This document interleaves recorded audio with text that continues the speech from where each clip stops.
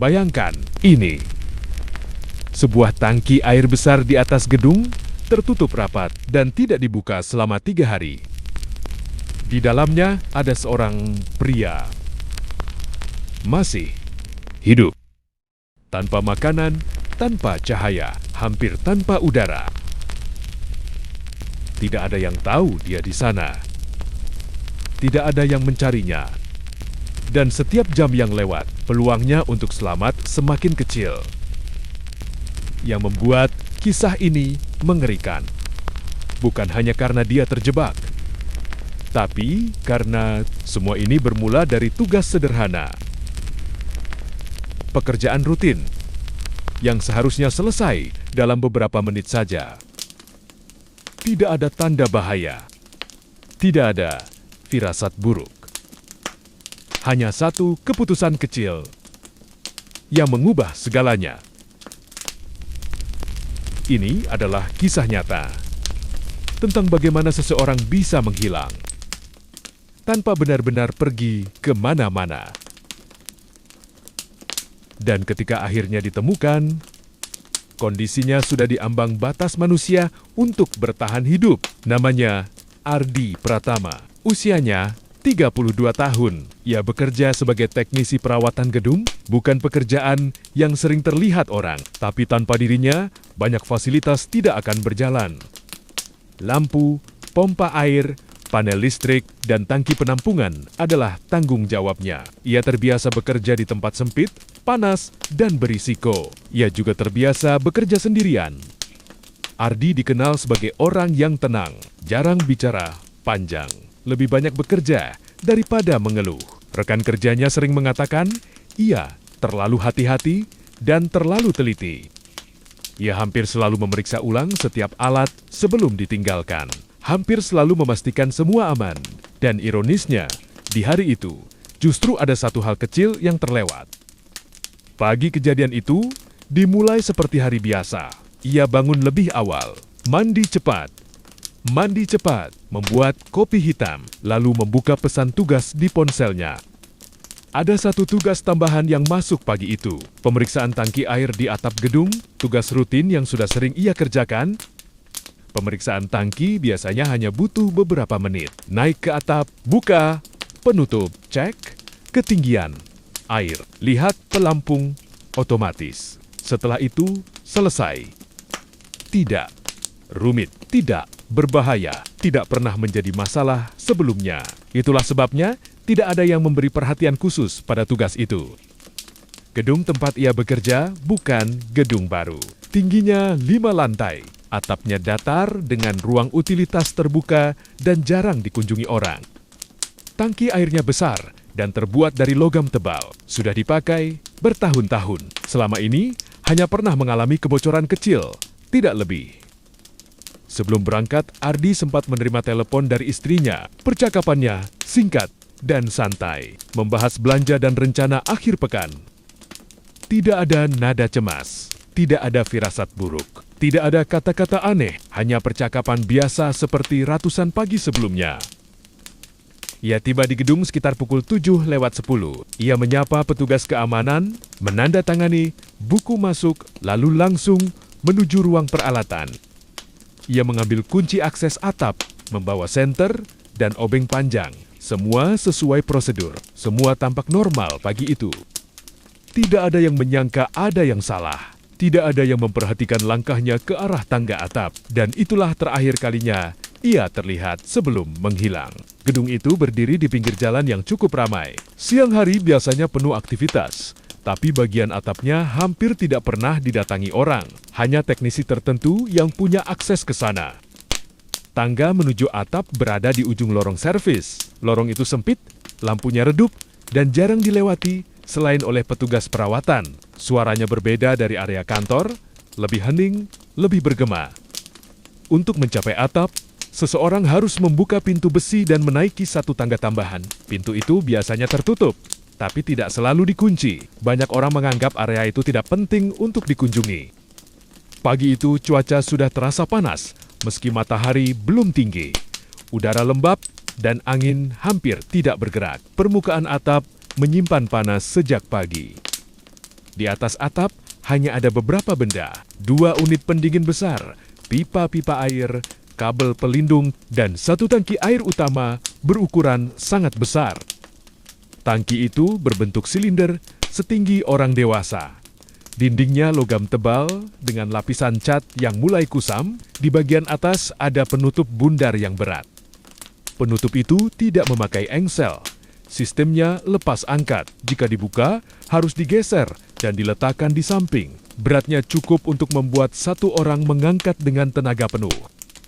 Di sisi tangki, ada tangga besi kecil yang dilas permanen. Tangga itu langsung mengarah ke lubang atas tangki. Tidak ada pagar pengaman di sekeliling bibir lubang. Di dalam tangki gelap total jika penutup tertutup. Cahaya hanya bisa masuk dari lubang atas. Tidak ada lampu, tidak ada ventilasi khusus. Suara dari luar juga tidak mudah masuk. Dinding logam dan volume air meredam hampir semua bunyi. Teriakan dari dalam akan terdengar sangat lemah di luar. Prosedur normalnya sederhana, buka tutup, periksa dari atas. Sangat jarang, teknisi harus turun masuk ke dalam tangki. Namun kadang, jika pelampung macet atau sensor kotor, teknisi perlu turun sebentar untuk membersihkan. Itu bukan prosedur favorit, tapi masih dilakukan jika perlu. Pagi itu, tidak ada teknisi lain di atap, tidak ada pengawas, tidak ada rekan kerja, hanya Ardi seorang diri membawa peralatan. Kamera pengawas gedung tidak mengarah ke area atap. Area itu dianggap zona teknis, bukan area publik. Artinya, tidak ada rekaman jelas tentang apa yang terjadi di sana. Semua kondisi tampak biasa, semua terlihat aman. Tidak ada tanda bahaya, tidak ada tanda bahwa tempat itu akan berubah menjadi perangkap tertutup. Pemicu kejadian, Ardi tiba di atap sekitar pukul 7:20. Ia meletakkan tas peralatannya di lantai beton dan langsung berjalan ke arah tangki air. Tidak ada siapapun di sana selain dirinya. Ia sudah sangat hafal urutan kerjanya. Naik tangga kecil di sisi tangki, mengetuk dinding logam untuk memastikan level air. Lalu memeriksa panel indikator di pipa samping. Indikator menunjukkan angka yang tidak stabil. Jarumnya bergerak naik turun pelan. Itu tanda pelampung di dalam kemungkinan macet atau tertahan kotoran. Masalah kecil seperti itu sering terjadi. Biasanya cukup dibersihkan, lalu selesai. Tidak butuh waktu lama. Ardi membuka penutup tangki dengan tenaga penuh. Logam bundar itu terangkat, lalu ia geser ke samping bibir lubang. Terdengar bunyi gesek berat saat logam bertemu logam. Uap hangat naik dari dalam. Bau air tergenang dan besi langsung terasa. Ia menyorotkan senter ke dalam. Permukaan air terlihat tenang. Pelampung terlihat miring. Tidak pada posisi normal. Dari atas, posisinya sulit dijangkau dengan tangan. Ia punya 2 pilihan, mengambil tongkat pengait dari ruang alat atau turun sebentar dan membetulkan langsung. Ruang alat ada di lantai bawah. Turun dan naik lagi akan memakan waktu. Ia melihat jam. Jadwal kerjanya cukup padat pagi itu. Ia memilih cara cepat. Ardi menaruh senter di saku dada, mengaitkan kakinya ke tangga besi dalam tangki, lalu perlahan menurunkan tubuhnya ke dalam. Air di dalam hanya setinggi betis, masih aman untuk berdiri. Ia sudah pernah melakukan ini sebelumnya tanpa masalah. Tangannya menyentuh pelampung. Benar saja, ada kerak dan kotoran menahan geraknya. Ia mulai membersihkan dengan obeng. Saat itulah angin atap bertiup tiba-tiba, lebih kencang dari sebelumnya. Penutup tangki yang tadi digeser bergerak pelan, lalu meluncur, dan jatuh menutup lubang tangki dengan suara dentuman berat. Ardi tersentak. Penutup tangki menutup di atasnya, mengunci dari luar. Ia menekan dinding logam, menendang, berteriak. Tidak ada suara balasan. Tangki itu kedap, suaranya teredam, terpantul kembali ke telinganya sendiri. Air setinggi betis mulai terasa dingin, tubuhnya mulai gemetar. Senter di saku dada tetap menyala, tapi ruang di dalam tangki gelap di sudut-sudutnya. Ardi mencoba mengangkat penutup dengan kedua tangan. Berat, tidak bergerak. Tubuhnya mulai kepanasan dari tekanan dan panik. Napasnya cepat, tangan licin karena basah. Ia menendang lagi. Tidak ada hasil, tidak ada tanda bantuan akan datang. Setiap detik yang berlalu terasa lebih lama, detak jantungnya kencang. Ia mencoba berpikir tenang, mengingat prosedur, cara keluar jika terkunci. Tapi tangki itu, logamnya tebal, tidak ada lubang ventilasi yang bisa dijangkau. Kesadaran bahwa ia terjebak sendirian mulai masuk, rasa takut menyelinap pelan, tapi pasti. Ardi sadar, satu kesalahan kecil tadi turun ke dalam, bisa berakibat fatal. Peluang untuk selamat mulai terasa tipis. Air masih dangkal, tapi ruangnya terbatas. Panik mulai mengambil alih. Dan di luar tangki, suara orang masih normal.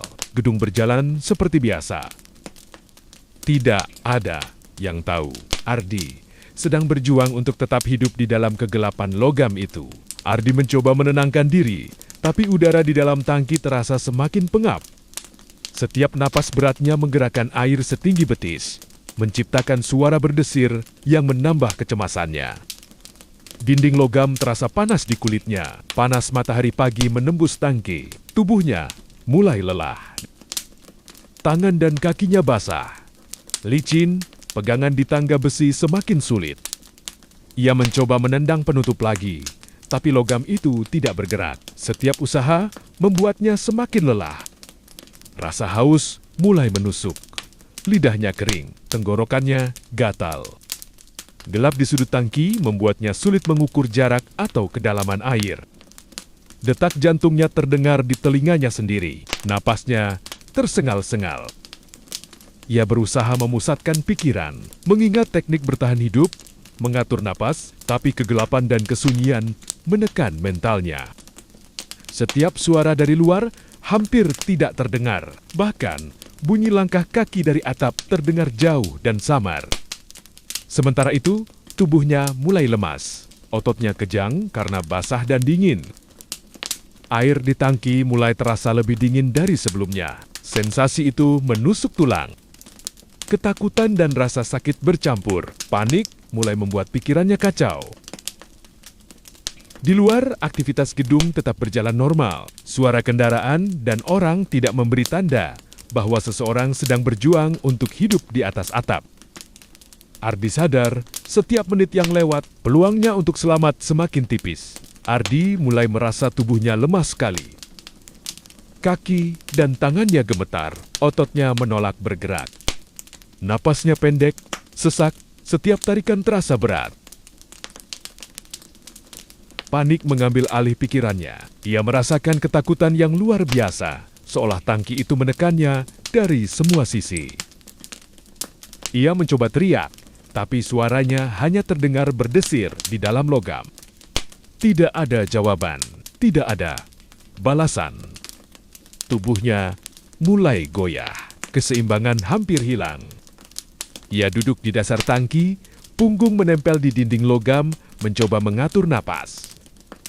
Air yang tadinya setinggi betis kini terasa dingin sampai menusuk tulang. Kesadaran bahwa ia sendiri, benar-benar sendiri, mulai menimbulkan rasa putus asa. Ardi mulai berpikir hal terburuk. Jika tidak ada yang menemukannya, jika tidak ada yang peduli, apakah ia akan bertahan? Ketakutan dan rasa sakit bersatu, tubuhnya hampir menyerah. Ia menutup mata sebentar, mencoba menenangkan diri, tapi setiap detik terasa seperti berjam-jam. Ardi duduk di dasar tangki, tubuh lemas, napas tersengal. Tiba-tiba, ia mendengar suara samar dari luar. Suara langkah kaki di atap dekat tangga. Awalnya ia ragu, mungkinkah itu hanya imajinasi? Ia berteriak sekuat tenaga, mencoba menarik perhatian. Suara teriaknya masih terdengar lemah di telinganya sendiri. Langkah kaki di atas atap semakin jelas. Seorang petugas keamanan yang lewat melihat tutup tangki sedikit bergeser. Petugas itu penasaran dan mendekat. Ardi terus berteriak, berharap suaranya sampai. Harapan muncul, tipis tapi nyata. Ia merasakan sedikit energi kembali, meski tubuhnya hampir tidak mampu bergerak.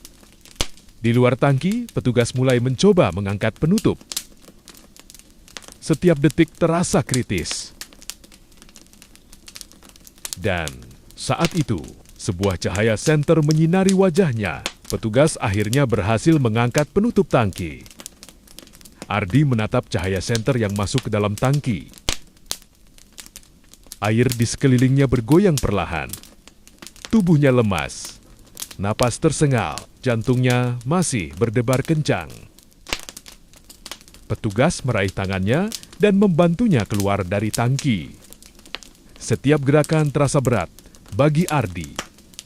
Tubuhnya gemetar, kaki nyaris tidak menahan berat tubuhnya sendiri. Ia menarik napas dalam, udara segar dari luar mengisi paru-parunya. Sensasi itu luar biasa setelah 3 hari di kegelapan. Petugas segera membawa Ardi ke tempat aman di atap, menepuk punggungnya untuk menenangkan. Tubuhnya gemetar hebat, tapi mata Ardi menatap sekeliling, mencoba menyadari bahwa ia masih hidup. Suasana tegang di atap terasa perlahan mencair. Ardi, selamat. Ardi segera dibawa ke ambulans setelah keluar dari tangki. Tubuhnya lemas, dehidrasi berat, dan ototnya kaku karena 3 hari berada di posisi sempit. Dokter memeriksa detak jantung dan tekanan darahnya. Hasilnya menunjukkan ia nyaris mengalami syok. Ia diberikan cairan infus dan oksigen untuk menstabilkan kondisinya. Rasa haus dan lapar mulai mereda sedikit. Secara mental, Ardi masih terguncang. Kepanikan dan rasa takut 3 hari itu meninggalkan trauma mendalam. Istrinya tiba di rumah sakit dan langsung memeluknya. Air mata mengalir, tapi Ardi hanya bisa menatap dengan mata lelah. Petugas keamanan dan rekan kerja juga hadir, menegaskan betapa seriusnya kejadian itu. Ardi kemudian menceritakan detik demi detik kejadian di dalam tangki. Dokter mengatakan, jika penutup tangki jatuh beberapa jam lebih lambat, hasilnya bisa fatal. Setelah diperiksa lebih teliti, dokter menemukan beberapa fakta mengejutkan.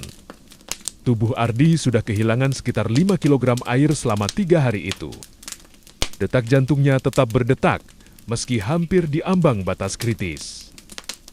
Tubuhnya menunjukkan tanda awal kerusakan otot karena kurang bergerak. Dokter mengatakan, kondisi ini biasanya berakibat fatal jika tidak segera ditangani. Selain itu, tangki itu kedap udara lebih dari yang diperkirakan. Itu membuat Ardi bertahan lebih lama dari rata-rata orang di kondisi serupa. Ahli medis menyebutnya keajaiban kecil bahwa ia masih sadar ketika ditemukan. Pihak gedung kemudian melakukan investigasi. Ternyata penutup tangki tidak terkunci sebelumnya, tapi bergeser secara tidak sengaja karena cara Ardi meletakkannya. Hanya satu gerakan kecil itu yang mengubah seluruh hari menjadi tragedi hampir fatal. Rekan kerja dan petugas keamanan tidak menyangka risiko itu ada. Dan tangki yang sudah dipakai bertahun-tahun itu hampir menjadi makam bagi Ardi. Ardi selamat. Tapi pengalaman itu meninggalkan bekas yang dalam. Ia mengatakan satu hal sederhana setelah sadar sepenuhnya. Gelap bukan bagian terburuknya. Yang paling menakutkan adalah saat aku sadar. Tidak ada yang tahu aku ada di sana. Sejak hari itu, tangki air di gedung itu tidak pernah digunakan lagi. Gedung melakukan perbaikan dan menambahkan pengaman ekstra. Ardi kembali bekerja, tapi ia selalu mengingat momen itu. Setiap langkah ke tangki atau area sepi membuatnya berhati-hati lebih dari sebelumnya. Kisah ini mengingatkan kita bahwa keputusan kecil, sekecil apapun, bisa mengubah hidup dalam sekejap. Dan kadang, Yang paling menakutkan bukan gelap atau sempitnya ruang, tapi kesendirian yang tidak terlihat oleh orang lain.